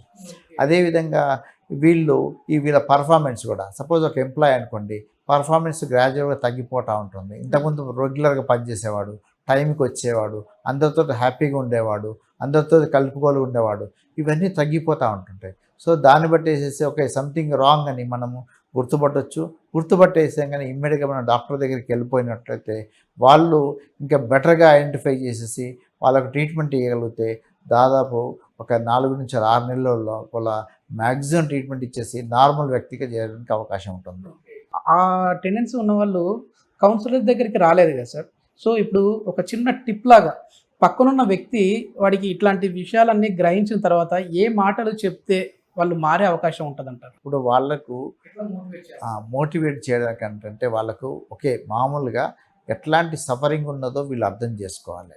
ఎట్లాంటి ప్రాబ్లం ఉన్నదో దానిలో నేనున్నాను అనే భావన కలిగించగలిగితే, నాకొక సపోర్ట్ ఉంది, నాకొక అండ ఉన్నది, okay what ever it may be ఉన్నది అని ఉన్నప్పుడు వాళ్ళు ఏమంటే ఒక ధైర్యం వస్తుంది. భరోసా ఇవ్వాలి. భరోసా అనేది చాలా ఇంపార్టెంట్. సో అట్లా ఇవ్వగలిగితే నాకు హెల్పింగ్ హ్యాండ్ ఉన్నది ఇక్కడ, ఓకే అదర్ ఫ్రెండే కానీ ఫ్యామిలీ మెంబరే కానీ ఎవరో ఒక హెల్పింగ్ హ్యాండ్ ఉన్నది అనుకునే ఒక ధైర్యం వచ్చేది ఉంటే డెఫినెట్గా వాళ్ళు ఇంకా ఫర్దర్గా ఎక్స్ప్రెస్ చేయగలుగుతారు వాళ్ళకున్న ప్రాబ్లమ్స్ను. అప్పుడు మనము వాళ్ళకి హెల్ప్ చేయొచ్చు. మీరు మర్చిపోలేని సంఘటన ఏదైనా ఉందా సార్? ఎందుకంటే ఎవరెవరో ఇక్కడికి వస్తూ ఉంటారు, కొంతమంది ఎన్జిఓస్ ద్వారా కూడా జాయిన్ చేస్తూ ఉంటారు అని చెప్పేసి అన్నారు. సో అట్లాంటి వారిని మళ్ళీ తెలియని వ్యక్తిని వేరే ఫ్యామిలీకి, ఆ ఫ్యామిలీకి అప్పచెప్పే విధంగా చేశారా మీరు? మీ లైఫ్లో ఏదన్నా ఒక మెమరబుల్ మూమెంట్ ఉందా? అంటే చాలా పెద్ద మెమొరబుల్ అంటే చాలా వరకు మేము రీయూనియన్ చేయడానికి మా ఎగ్జామ్ ప్రయత్నం చేస్తుంటాము. అయితే ఇక్కడ ఈ వాండరింగ్ లునాటిక్స్ అంటారు. సో రోడ్ల మీద మనం చూస్తుంటాము, వాళ్లకు బట్టలు బాగా లేకుండా, శుభ్రంగా లేకుండా, చెత్త ఏరుకొని తినడం కానీ ఇట్లాంటి వాళ్ళు ఉంటారు. అట్లాంటి వాళ్ళను ఎవరో ఎన్జిఓస్ కానీ ఒక మేజిస్ట్రేట్ గారు కానీ ఒక ఆర్డర్ ఇచ్చేసి పంపిస్తారు. అట్లాంటి వాళ్ళు వచ్చినప్పుడు మేము వాళ్ళ శుభ్రంగా చేసేసి వాళ్ళకి ట్రీట్మెంట్ ఇచ్చేసేసి నార్మల్ చేస్తాం.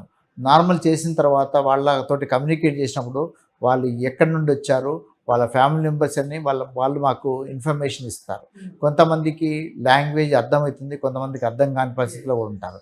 సో వాళ్ళను మేము అర్థం చేసేసుకొని యూజువల్గా ఈ పక్క రాష్ట్రాల్లో నుంచి ఇప్పుడు ఉన్నటువంటి మహారాష్ట్ర కానీ కర్ణాటక కానీ ఇంకా కొంత ఇట్లాంటి వాళ్ళను రెగ్యులర్గా చేస్తుంటాం, అంటే నియర్ బై కాబట్టి. ఒకసారి అయితే ఒక పేషెంటు దాదాపు ఒక 16 సంవత్సరాల తర్వాత వాళ్ళ ఫ్యామిలీ మెంబర్స్ని కలవడం జరిగింది. సో ఆ పేషెంట్ మాకు ఒక రైల్లో వచ్చేసి హైదరాబాద్లో దిగిన తర్వాత ఒక మేజిస్ట్రేట్ గారు మాకు పంపడం జరిగింది. ఆ మేజిస్ట్రేట్ గారు పంపించిన తర్వాత ఆ పేషెంట్కు తెలుగు రాదు, హిందీ కూడా ప్రాపర్గా రాదు, ఉత్తరప్రదేశ్ నుంచి ఉత్తరప్రదేశ్ పేషెంట్ కాబట్టి మాకు వచ్చిన తర్వాత మేము పేషెంట్ కంప్లీట్ ట్రీట్మెంట్ అయిపోయింది. 1 సంవత్సరం అయిపోయింది, 2 సంవత్సరాలు అవుతుంది, 3 సంవత్సరాలు పేషెంట్ బాగైపోయాడు. ఈ పేషెంట్ మిగతా పేషెంట్లకు అందరికీ హెల్ప్ చేస్తున్నాడు. ఓకే బాగైన పేషెంట్లకు వాళ్ళకు వట్టిగా ఉండలేరు కాబట్టి మిగతా పేషెంట్లకు చాలామందికి వాళ్ళకు సిక్ అయినా వాళ్ళకు పెట్టడం కానీ కానీ ఆయన ఎవరు అనేది ఆయనకు గుర్తు రావట్లేదు. ఆయన తెలుసు, ఆయన ఎవరు అని అన్నీ తెలుసు, బట్ ఎక్కడ ఉన్నాడు అని కూడా తెలియదు అతనికి. అంటే బికాజ్ ఆఫ్ అతనికి ఎడ్యుకేషన్ లేదు కాబట్టి ఎక్కడున్నాను ఏంటని అతనికి ఉన్నటువంటి లాంగ్వేజ్లో డిఫికల్టీ, అతని అడ్రస్ ఏ డిస్ట్రిక్ట్ అనే డిఫికల్టీ. సో లాస్ట్కు మేము అతను ఐడెంటిఫై చేసినాం. ఓకే ఇతని లాంగ్వేజ్ బట్టేసేసి కొంత హిందీ అటు ఇటు మాట్లాడడం వల్ల గుర్తుపట్టేసి లాస్ట్కు అతను చెప్పిన డిస్ట్రిక్ట్ పేరు అవన్నీ మేము గూగుల్లో సెర్చ్ చేసేసి లాస్ట్కు ఇతన్ని ఎక్కడి నుంచి వెళ్ళని యూపీ అని గుర్తుపట్టాము. యూపీలో మేము అదే సంవత్సరం యూపీకి మేము లక్నోకు ఒక కాన్ఫరెన్స్కి వెళ్ళడం జరిగింది. మా పోస్ట్ గ్రాడ్యుయేట్స్ కానీ డాక్టర్స్ కానీ చాలామంది అటెండ్ చేశారు. అటెండ్ చేసిన తర్వాత అతని లాంగ్వేజ్ బట్టేసేసి వాళ్ళను గుర్తుపట్టేసేసి అక్కడ కూడా పోలీసు వాళ్ళతోటి మేము కాంటాక్ట్ చేయడం జరిగింది. అక్కడ పోలీసు వాళ్ళతోటి ఆ డిస్ట్రిక్ట్ను పోలీసు వాళ్ళతోటి అట్లా చేసినప్పుడు వాళ్ళ ఫ్యామిలీ మెంబర్స్, వాళ్ళ విలేజ్, వాళ్ళ ఎవ్రీథింగ్ ట్రేస్ అవుట్ చేయడం జరిగింది. ట్రేస్ అవుట్ చేసిన తర్వాత ఇక్కడికి మేము వచ్చేసిన తర్వాత పేషెంట్ను వాళ్ళతోటి వీడియో కాల్ చేయడం వల్ల వాళ్ళ ఫ్యామిలీ మెంబర్స్ని ఐడెంటిఫై చేయడము, వాళ్ళ ఫ్యామిలీ మెంబర్స్ అందరికీ ఏంటంటే దాదాపు 16 సంవత్సరాలు అయిపోయింది కాబట్టి ఇంటి నుంచి వెళ్ళి బయలుదేరేసి అందరూ ఏమనుకున్నారంటే పేషెంట్ చనిపోయిండేమో అనుకున్నారు. సో అట్లాంటి కాన్సెప్ట్ ఉండే. 16 ఏళ్ళైంది కాబట్టి ఎట్లాగూ వాళ్ళు కూడా ఒకవేళ చిన్న పిల్లలు ఉంటే వాళ్ళు కూడా పెళ్ళిడికి వచ్చే పిల్లలు ఉండి ఉంటారు మరి. తను ఇంట్లోకి వెళ్ళి బయటకు వచ్చినప్పుడు తనకు ఒక 3 సంవత్సరాల పాప ఉండేది. ఆ 3 సంవత్సరాల పాప ఉన్నది ఇప్పుడు దాదాపు ఆమె 18-19 సంవత్సరాలకు వచ్చేసింది. అయితే అతను వాళ్ళ ఫ్యామిలీ మెంబర్స్, వాళ్ళ బ్రదర్సు, వాళ్ళ నీస్, వాళ్ళ అందరితోటి వాళ్ళ భార్యతోటి అందరితోటి మాట్లాడడం జరిగింది వీడియో కాల్లో. అందరు ఐడెంటిఫై చేసిన తర్వాత మేము ఆ పేషెంట్ గురించి మ్యాజిస్ట్రేట్ గారికి ఇన్ఫామ్ చేసేసి ఆ పేషెంట్ను ఫ్రీ సిటిజన్గా కన్వర్ట్ చేసేసి తర్వాత ఫ్యామిలీ మెంబర్స్ని పిలిచిన తర్వాత వాళ్ళు కూడా ఫైనాన్షియల్ కూడా కొద్దిగా వీక్గా ఉన్నారు. సో వాళ్ళు ఆల్మోస్ట్ 2 నుంచి 3 రోజులు ఇక్కడికి రావడానికి టైం పట్టింది. వచ్చిన తర్వాత వాళ్ళ ఎక్స్ప్రెషన్, వాళ్ళ బాధ, వాళ్ళ హ్యాపీనెస్ చాలా కలత చెందాల్సింది. మీ కళ్ళల్లో ఇప్పుడు అసలు అది చెప్పేటప్పుడే నాకు కనపడతా ఉంది సార్. అంటే ఆనందం వాళ్ళని రీయూనియన్ చేసిన ఆనందం ఉంది. 16 సంవత్సరాలు ఫ్యామిలీ మెంబర్స్ను వదిలేసేసి వాళ్ళు కూడా అట్లాంటి బాధ కూడా ఉందండి. సో వాళ్ళు కలిసిన తర్వాత వాళ్ళ ఒకరిని అర్థం చేసుకొని ఒకరినొకరు కాగలించుకొని అట్లా చేసిన తర్వాత లాస్ట్కు మేము వాళ్ళను అంటే మీడియా సమక్షంలో వాళ్ళ ఫ్యామిలీ మెంబర్స్కి అప్పగించడం జరిగింది. వాళ్ళందరూ కూడా మాకు చాలా మరవలేని సంఘటన అది. సో అట్లాంటివి తక్కువ వాళ్ళు ఉంటారా సార్, టచ్లో ఉంటారా? అట్లా వాళ్ళు టచ్లో ఉంటారు. ఇప్పుడు ఒక 1 year 2 years అట్లాంటి వాళ్ళు చాలామందిని మేము ఇరినించాము. కొంతమంది ఒక ఇన్సిడెంట్, ఒక ఎన్జిఓ ఆర్గనైజేషన్ వాళ్ళు సపోర్ట్ చేయడం వల్ల ఒక ఫిమేల్ పేషెంట్ ఈ వాండరింగ్ లూనాటిక్ లాగానే మాకు హాస్పిటల్లో అడ్మిట్ కావడం జరిగింది. మొత్తం రికవరీ అయిన తర్వాత ఏంటమ్మా ఏం చేస్తున్నట్టు నేను టీచర్ని అని చెప్పింది. మేము నమ్మలేకున్న తర్వాత ఈ ఎన్జిఓ ఆర్గనైజేషన్ వాళ్ళకు మొత్తం ట్రేస్ అవుట్ చేసి అంటే నిజంగా టీచరేనా కాదా అని చేస్తే really she is a government teacher అయిన తర్వాత వాళ్ళ ఎండిఓ గారితో మాట్లాడడం జరిగింది. ఎండిఓ గారితో ఈ పేషెంట్ ఈ విధంగా ఇట్లా అడ్మిట్ అయిపోయింది అన్న తర్వాత వాళ్ళకి మొత్తం రికవర్ అయింది కాబట్టి వాళ్ళకి కాన్ఫిడెన్స్ బిల్డప్ చేసిన తర్వాత ఆ ఎండిఓ గారు కూడా మళ్ళీ మళ్ళీ డ్యూటీలోకి తీసుకోవడం జరిగింది. మళ్ళీ ఇప్పుడు రైట్ నౌ ఆమె వర్కింగ్ యాజ్ ఎ టీచర్, రెగ్యులర్గా ఫాలోఅప్కి వచ్చేస్తుంది, మా హాస్పిటల్కి ఫాలోఅప్ ఇస్తుంది, అక్కడ ఎన్జిఓ ఆర్గనైజేషన్తో కూడా టచ్లో ఉంటుంది. Super sir. చాలా మీరు చెప్తా ఉంటేనే నాకు గూస్ బంప్స్ వస్తూ ఉన్నాయి ఇక్కడ. అంటే అంత మంచి సంఘటనలు మీరు లైఫ్లో మీ వృత్తి పట్ల అదేవిధంగా ఇన్నేళ్ళ ఎక్స్పీరియన్స్లో కూడా చాలా మంచి చేశారనే ఫీలింగ్ మీ కళ్ళల్లో కనపడతా ఉంది సార్. ఇప్పుడు చాలామందికి కూడా వెంటాడుతున్న ఒక భూతం ఈ మొబైల్ అనేది. అంటే మనం దీన్ని మంచిగా యూజ్ చేసుకోవచ్చు, అంత చెడుకు కూడా వాడచ్చు. సో ఎక్కువ చేసేసేది టీనేజర్లలో ఫ్రీగా డేటాలు వచ్చేసేస్తూ ఉన్నాయి, ఏదో 300 పెడితే డేటా వస్తూ ఉంది, ఫోన్కి అడిక్ట్ అయిపోతూ ఉన్నారు సార్.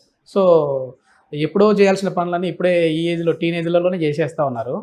అసలు ఈ ఒక్క రోజు చూస్తారు, 2 రోజులు చూస్తారు, అది అలవాటు అయిపోయి నెలల తరబడి అదే పని చేస్తూ ఉంటారు. మేము చాలామంది డాక్టర్లతో కూడా ఇంటర్వ్యూ చేసాం. అట్లాంటి వారి మైండ్ కూడా నిదానంగా మారిపోతూ ఉంటుంది అని చెప్పేసి అంటూ ఉన్నారు. సో అట్లాంటి వాళ్ళకి ఎట్లా ట్రీట్మెంట్ ఉంటుంది? ఆ టైంలో వాళ్ళు ఫోన్ చూసే టైంలో వాళ్ళలో కొన్ని హార్మోన్స్ రిలీజ్ అవుతాయంట కదా, అది ఏంటి సార్? యూజువల్గా ఇది ఒక రకమైన అడిక్షన్. ఒక ఇంటర్నెట్ అడిక్షన్ కానీ, ఈ ఫోన్ అడిక్షన్ కానీ, ఇవి ఒక రకమైన ఆబ్సెసివ్ కంపల్సివ్ ప్రాబ్లమ్స్ అట్లాంటి పర్సనాలిటీ ఉన్న వాళ్ళలో ఇట్లాంటిది ఇంకెక్కువ ఉంటుంది. సో వాళ్ళకి ఏంటంటే ఒక క్యూరియాసిటీ డెవలప్ అవుతుంది, నెక్స్ట్ ఏంటి అని ఆ విధంగా they will be thinking. So they will be spending lot of time. అంటే మామూలుగా ప్రొడక్టివ్ లైఫ్ లేకుండా వాళ్ళు కంప్లీట్ దాని మీద డిపెండ్ కావడం జరుగుతుంది. సో కొంతమంది ఈ ఇంటర్నెట్ వల్ల ఈ ఫోన్ వల్ల అడిక్షన్ కావచ్చు, కొంతమంది గ్యాంబ్లింగ్ బిహేవియర్ల అడిక్షన్ కావచ్చు, కొంతమంది మామూలుగా ఈ వాట్సాప్ కూడా మార్నింగ్ లేచినప్పటి నుంచి వెళ్ళి పడుకునేంత వరకు కూడా వాడు లేవంగానే ఫస్ట్ ఫోన్ వెతుక్కొని దానిలో వాట్సాప్లో మెసేజ్ ఏంటివి లేదండి ఈ విధంగా చూసుకొని దీనికి అడిక్ట్ కావడం చాలామంది జరుగుతుంది. దానిలో స్టూడెంట్స్ ఉన్నారు, ఫ్యామిలీ మెంబర్స్ ఫీమేల్స్ ఉన్నారు, మేల్స్ ఉన్నారు, రకరకాల వాళ్ళు ఉన్నారు. దీనివల్ల రెగ్యులర్ వాళ్ళ వర్క్ అనేది చాలా హ్యాంపర్ అయిపోయి చాలా వరకు వాళ్ళ ప్రొడక్టివ్ లైఫ్ అనేది చాలా తగ్గిపోతుంది. సో ఇది కూడా ఒక రకమైనటువంటి మానసిక ప్రాబ్లమే. దానికి మనం ట్రీట్మెంట్ తీసుకోగలిగితే దానికి డెఫినెట్గా వాళ్ళు బయటకు రాగలుగుతుంది. నెక్స్ట్ మళ్ళీ నార్మల్ లైఫ్ లీడ్ చేయడానికి కూడా అవకాశం ఉంటుంది. కాకుంటే ఇది ఒక రకమైన అడిక్షన్ అనేది చాలామందికి తెలియదు. సో దానికి వాళ్ళు ప్రాపర్గా అప్రోచ్ అయితే వాళ్ళు దానికి ట్రీట్మెంట్ తీసుకోవడానికి అవకాశం ఉంటుంది. సో దాన్ని వాళ్ళు కౌన్సిలింగ్ కొంతవరకు బిహేవియరల్ టెక్నిక్స్. నలుగురితో కలుస్తా ఫ్యామిలీ మెంబర్స్తో ఎక్కువ ఉంటే బాగుంటుంది సార్. ఎందుకంటే ఇప్పుడు పేరెంట్స్ కూడా ఎట్లా ఉన్నారంటే ఇద్దరు ఎంప్లాయీస్ అయిపోతూ ఉన్నారు. సో తల్లిదండ్రులు బిజీ అయిపోతూ ఉన్నారు, పిల్లల్ని ఒంటరిగా వదిలేస్తూ ఉన్నారు. వాళ్ళ చేతిలో ఏమో మొబైల్ ఉంటా ఉంది, సపరేట్ రూమ్లు ఉంటా ఉన్నాయి. సో అది కూడా ఒక కారణం అనుకోవచ్చా? That is true. మీరు అన్నట్టు పేరెంట్స్ ఎంప్లాయీస్ అవుతున్నారు, పిల్లలు స్కూల్కి వెళ్తున్నారు, వస్తున్నారు. సో ఇప్పుడు ఇంట్లో ప్రతి మనిషికి ఒక మొబైల్ ఉంటుంది. సో పేరెంట్స్ వచ్చినాక కూడా ఇప్పుడు ఆఫీస్ నుంచి వచ్చినాం కదా, పిల్లలతో స్పెండ్ చేద్దాము, వైఫ్తో స్పెండ్ చేద్దాం కాకుండా వాళ్ళు మొబైల్ వాళ్ళు చూసుకుంటారు. వైఫ్ ఏం చేస్తుంది, సీరియల్ చూడడము లేకపోతే మొబైల్ చూడడం వైఫ్ చేస్తుంది. పిల్లలు ఏం చేస్తారు, హోంవర్క్ ఏమంటే కొంతవరకు హోంవర్క్ చేసుకుంటారు, లేదనుకుంటే ఈ నెట్ ఓపెన్ చేసేసుకొని వాళ్ళు ఇట్లాంటివి యాక్టివేట్ చేస్తున్నారు. సో ఈ విధంగా వల్ల ఫ్యామిలీ బాండ్ అనేది చాలా తగ్గిపోయింది. దాని మీద ఎమోషన్స్ డిఫరెంట్గా అయిపోయినవి. ఈ రకరకాల ప్రాబ్లమ్స్, సైకలాజికల్ ప్రాబ్లమ్స్ ఇంక్రీజ్ అవుతున్నాయి దానివల్ల. ఈ ట్రాన్స్జెండర్ల లైఫ్ స్టోరీ మీద కూడా మేము చాలా కథనాలు చేశాం సార్. వాళ్ళు ఏంటంటే అసలు చాలా మంచోళ్ళు ఉన్నారు. అంటే వాళ్ళని చూస్తూనే ఏదో సమాజంలో వీళ్ళ అని వాళ్ళని దూరం పెట్టడంతో కొద్దిమంది కొంచెం మిస్బిహేవ్ కూడా చేస్తూ ఉన్నారు. సో అసలు వాళ్ళ మైండ్ సెట్ ఎట్లా ఉంటుంది సార్ అట్లాంటి వాళ్ళు? ఇప్పుడు ట్రాన్స్జెండర్స్ది ఇప్పుడు రకాలుగా, అంటే ఇప్పుడు మామూలుగా మనుషులు ఎట్లా ఉంటారో ట్రాన్స్జెండర్స్ కూడా వాళ్ళకు ఒక రకమైనటువంటి నెక్స్ట్ థర్డ్ జెండర్ అనుకోండి.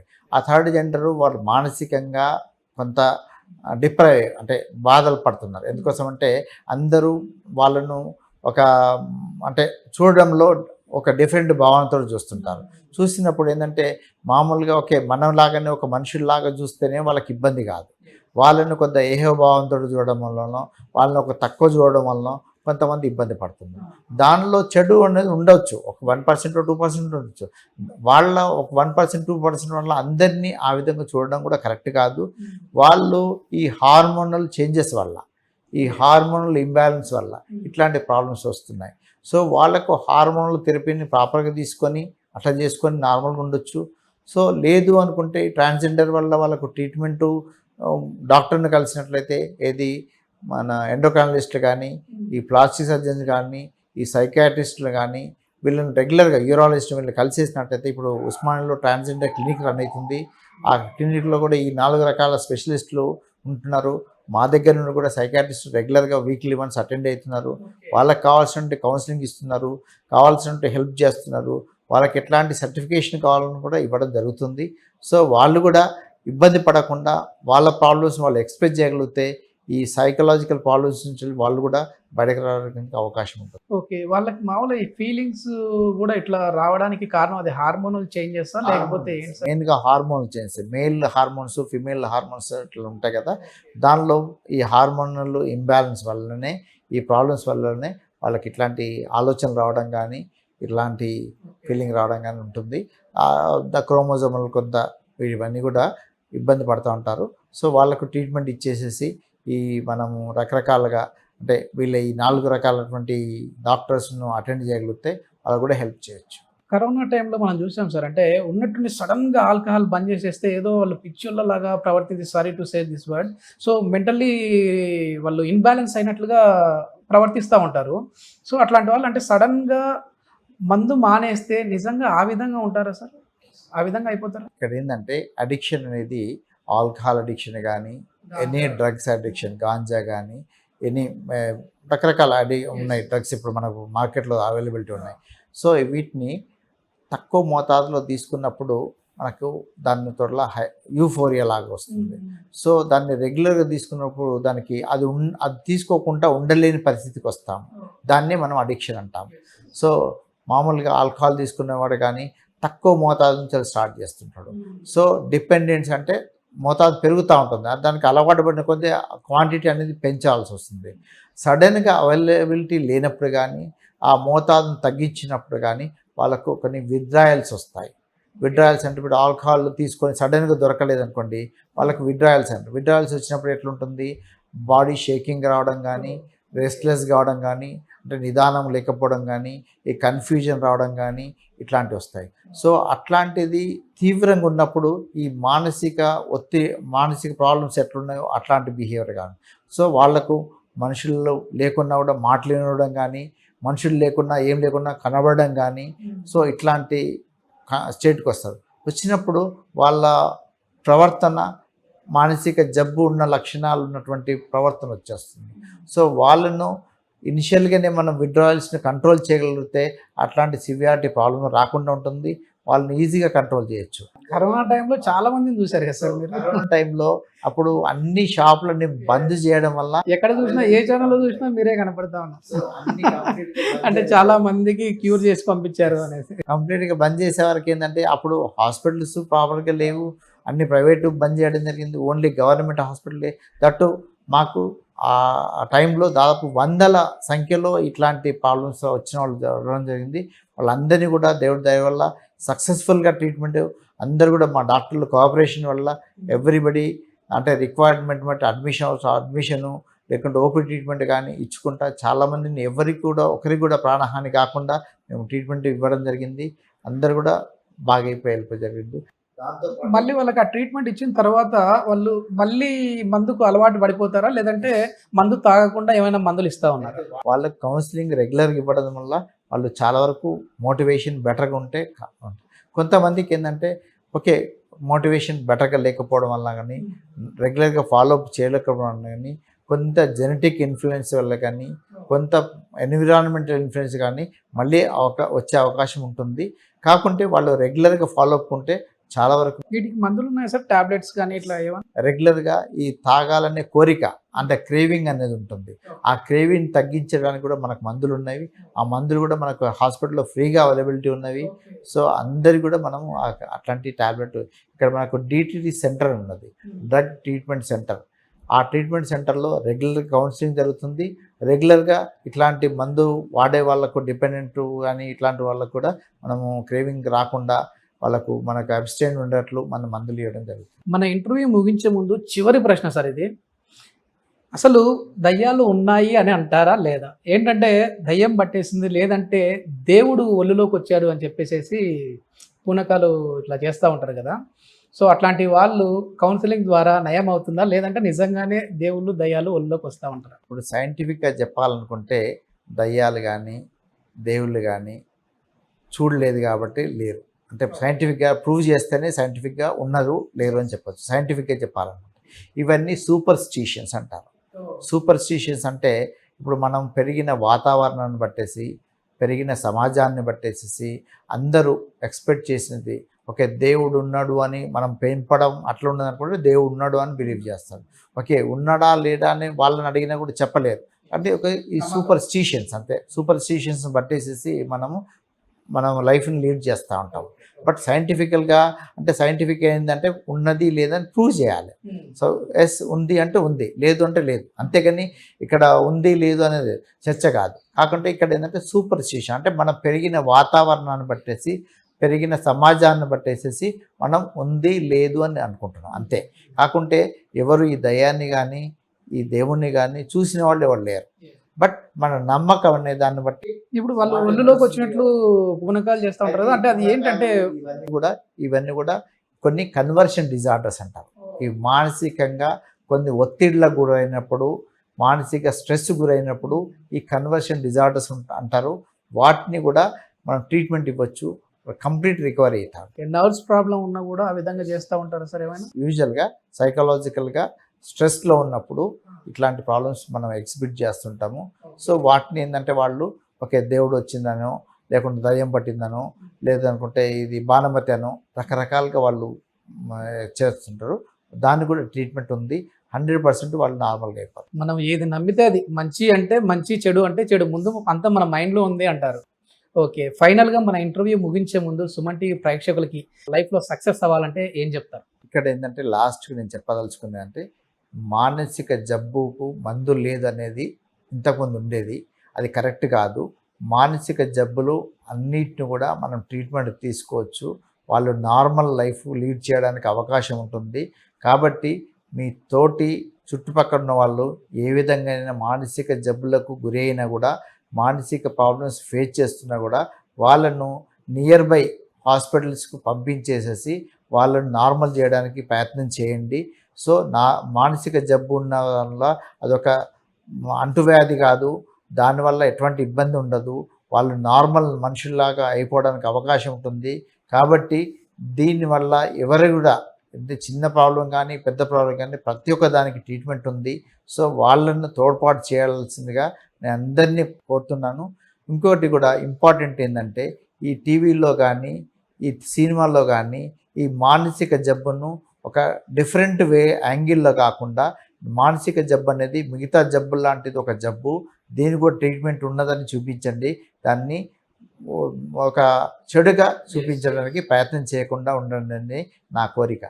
Thank you sir, thank you. చాలా ఇన్ఫర్మేషన్ ఇచ్చారు, చాలా టైం స్పెండ్ చేశారు. థ్యాంక్ యూ అండి.